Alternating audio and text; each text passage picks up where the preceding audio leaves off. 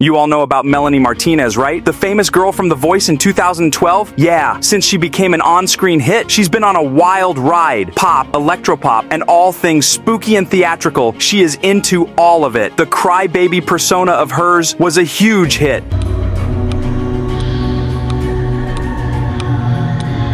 Yeah, sit down. I know all of you love her and would do anything to defend her, but today's video is not for her fans, it's for her haters. Yikes, an old controversy has resurfaced. Yes, and Martinez is all over the news again for all the wrong reasons. But before getting into the latest updates, we need a recap of all that has unfolded. This entire drama kicked off in November 2017 when Timothy Heller dropped some heavy hints on X about her story of abuse and mentioned being scared of ruining the person's life. Who was she talking about? What was going on? Everyone wanted the answer, and although the message was highly cryptic, people started connecting the dots and speculating that she was talking about Melanie Martinez. Matter of fact, she was. Things got intense fast, with the accusations and what it all meant for Melanie's career. By December 2017, Heller decided to heat things up and speak her truth, directly accusing Melanie Martinez of sexual assault. She described Melanie as her best friend, but also talked about how Melanie's power and control over her kept escalating. Jeez! And guess what? She didn't stop there. Heller detailed an incident during a sleepover where the conversation turned to her sexual preferences. Despite saying no multiple times and just wanting to sleep, Heller claimed that Martinez wouldn't stop, persistently begging to just touch her breasts and more, crossing boundaries that Heller had clearly set. Oh my god, these revelations were shocking, especially given their close friendship.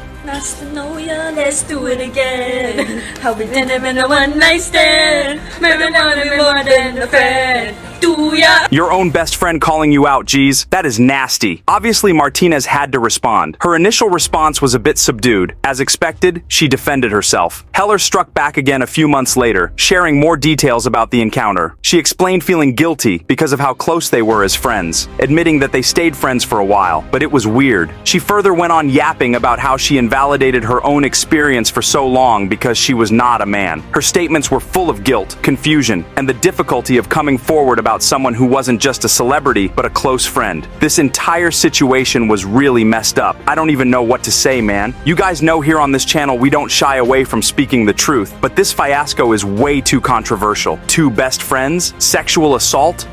If you watch the recorded You Now interview that I did with Sophia, the part where I say it must have been 2016, I was referring to when Melanie decided to stop being my friend, not the incident.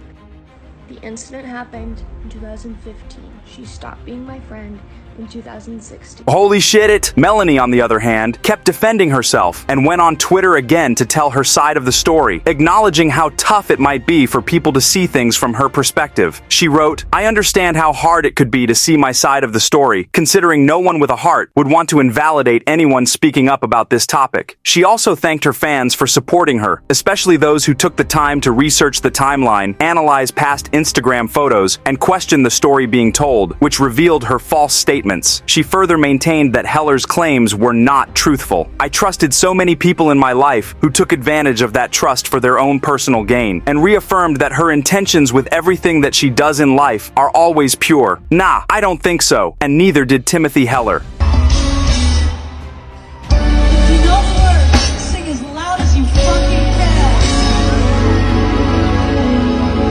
Returning to Twitter, and in a raw and emotional post, Heller expressed the weight of what she was going through, writing, "This is why victims don't speak up. I wouldn't wish this upon anyone." She further opened up about how difficult it was for her to come forward, how she had kept this a secret for so long until she couldn't live like this anymore, how therapy has played a big role in her journey, and the fear of how Martinez's fans would react. Ultimately, she decided this was too important to be quiet about, despite the backlash she knew she'd face. This interview was damning, but she showed no signs of stopping. She gave details. Yes, details of what happened between the two. Trigger warning, folks, we are entering the PG guidance area. Now, Heller accused Melanie Martinez of getting her high on marijuana before forcefully performing oral sex and using a sex toy on her. She explained how she repeatedly turned down Martinez's advances during a two-night sleepover, giving excuses like her boyfriend would be upset or that she was simply too tired. Damn, Martinez is a freak. I never said yes. I said no, repeatedly. She even accused Melanie of molestation.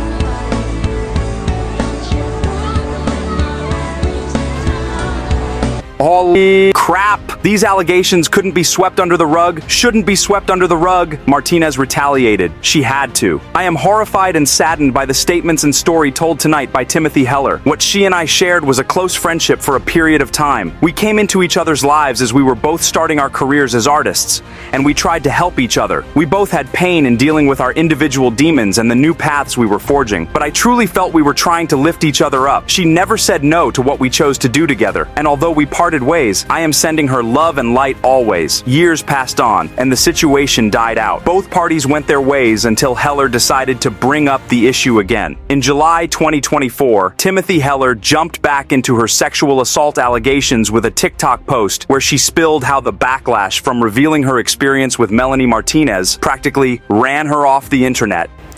Speaking out against my abuser ruined my life. Here's how we got to that point. During the Me Too movement, I chose to speak out against a former friend who had essayed me. I was young, naive, and could never imagine how this would end up affecting my life. I believed that as long as I told the truth, things would turn out alright. I was very wrong.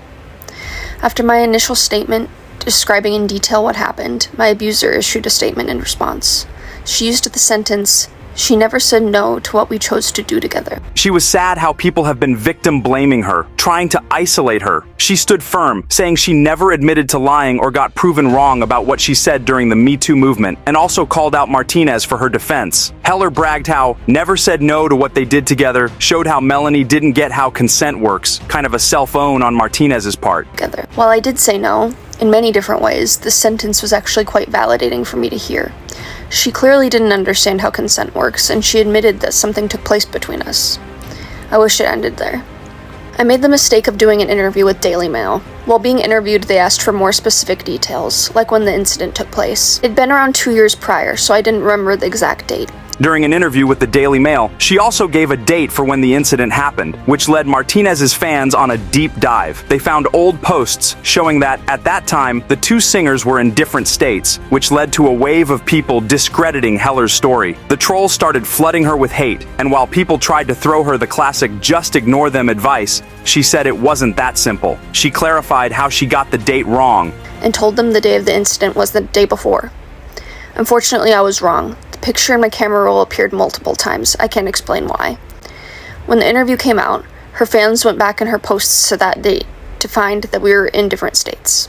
If you've never heard my story before, you might at this point wonder, why would that matter? She admitted something between you took place in her statement. I agree, and this is just one of the parts that drives me crazy.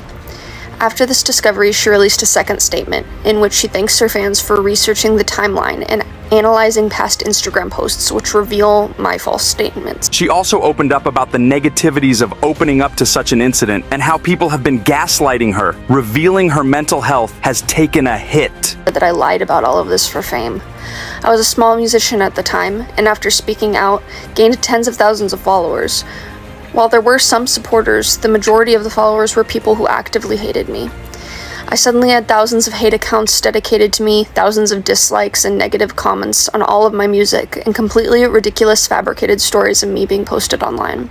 Internet trolls are not easy, man. They really move you. And if you are not a strong person, you are dead. Anyways, this TikTok was very haunting and kind of sad, with Heller taking us deep into the details of how the incident has affected her. Safe recoveries, man. That is all we can say. And as for the entire situation, God knows what is revealed next. Till then, it's goodbye.